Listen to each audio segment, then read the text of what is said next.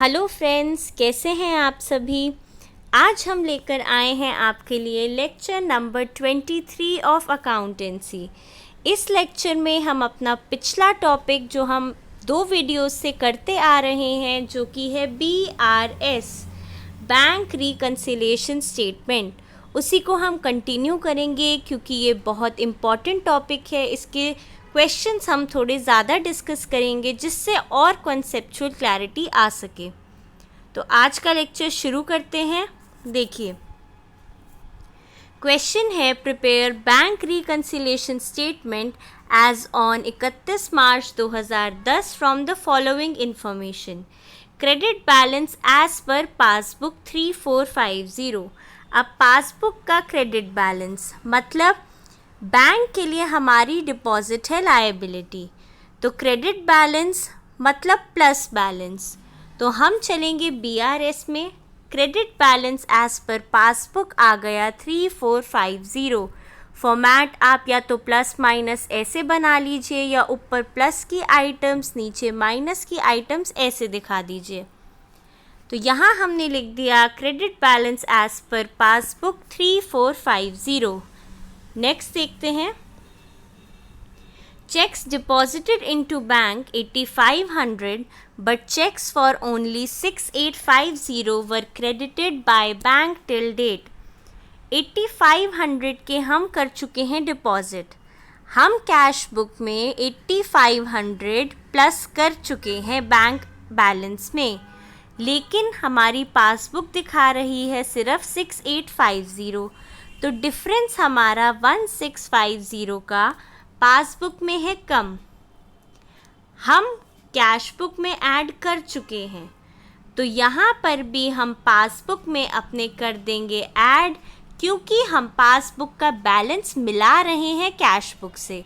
तो पासबुक में हमारी कमी है 1650 की, तो उसे हम कर देंगे ऐड। देखते हैं, ये हो गया checks deposited but not credited 1650 हो गए ऐड।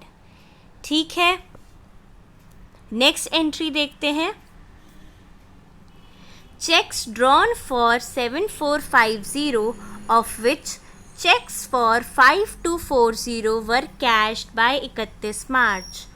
मतलब हम इशू कर चुके हैं 7450 तक के चेक, लेकिन हमारे जो बैंक अकाउंट में से बैलेंस गया है वो गया है 5240, बचा कितना 2210।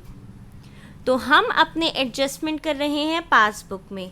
कैश बुक में हम ये पूरा अमाउंट कर चुके हैं माइनस, पासबुक में माइनस हुआ है सिर्फ इतना। तो 2210 विच इज़ 2210 भी हम कर देंगे माइनस, क्योंकि हम पासबुक से कैश बुक के बैलेंस में जा रहे हैं। तो पासबुक में क्या कमी है? अभी कमी ये है कि 2210 कम माइनस हुआ है, उसे हम कर देंगे माइनस। देखिए, check issued but not presented 2210, वो हमने कर दिया माइनस। ठीक है, नेक्स्ट देखते हैं। नेक्स्ट है bank credited ₹200 for interest but debited our account with 120 towards bank charges. Credited का मतलब बैंक ने हमें इंटरेस्ट दिया, डेबिटेड का मतलब माइनस किया, चार्जेस उसने हमारे अकाउंट में से डिडक्ट किए। तो अब हम फिर वही देखेंगे। अगर बैंक ने प्लस किया है मतलब पासबुक में तो एंट्री है, कैश बुक में कोई एंट्री नहीं है। हम बनाते हैं कैश बुक तक हम जा रहे हैं, तो पासबुक से कैश बुक की तरफ जाते हुए ये एक्स्ट्रा इंटरेस्ट प्लस हुआ है, तो उसे हम कर देंगे -200। ठीक है, और यहाँ पर एक्स्ट्रा ₹120 माइनस हुए हैं जो कैश बुक में नहीं है, तो उसे हम कर देंगे वापस से ऐड। तो ये हो जाएगा -200 + 120। लॉजिक क्लियर हो रहा है, क्योंकि हम कैश बुक में देखेंगे क्या हुआ है। कैश बुक में जैसा हुआ होगा उसी हिसाब से हम पासबुक का बैलेंस एडजस्ट करेंगे। तो यहाँ पर देखिए इंटरेस्ट अलाउ हुआ पर वो कैश बुक में नहीं हुआ, तो वो कर देंगे माइनस। चार्जेस डिडक्ट हुए पर कैश बुक में से नहीं हुए तो उन्हें कर देंगे वापस ऐड। नेक्स्ट देखते हैं।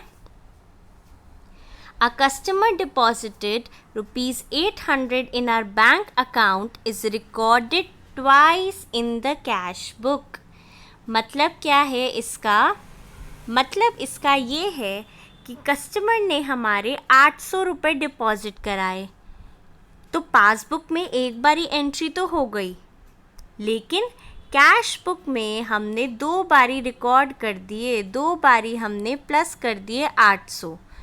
तो कैश बुक में तो हम कोई चेंज नहीं कर रहे, हम चेंज कर रहे हैं अभी पासबुक में, क्योंकि हमारे पास बैलेंस है पासबुक का। तो एक्स्ट्रा एंट्री कैश बुक में हुई है प्लस 800, तो हम अपनी पासबुक में भी कर देंगे customer deposited plus 800। Opposite book के हिसाब से देखना है, पासबुक का बैलेंस है तो कैश बुक में देखेंगे, पासबुक से कैश बुक के बैलेंस की तरफ आना है तो वही करेंगे जो कैश बुक में हुआ है। इस टॉपिक को समझने में थोड़ा टाइम लगेगा, लेकिन एक बार समझ आ गया तो कभी गलती नहीं होगी। तरीका हम यही लेकर चलेंगे। ये बहुत इजी है, बस ऑपोजिट बुक आपको इमेजिन करनी है और सोचना है कि क्या एक्स्ट्रा वहाँ ऐड हुआ है, क्या माइनस हुआ है, क्या नहीं होना चाहिए था। अब देखिए ये तो हो गई हमारी ट्रांजैक्शंस। फिर हमने कर लिया दोनों तरफ का टोटल। यहाँ एक्स्ट्रा है 3610, पासबुक से जा रहे हैं कैश बुक, ऑपोजिट बुक आ गई। क्रेडिट बैलेंस है, यहाँ आएगा डेबिट।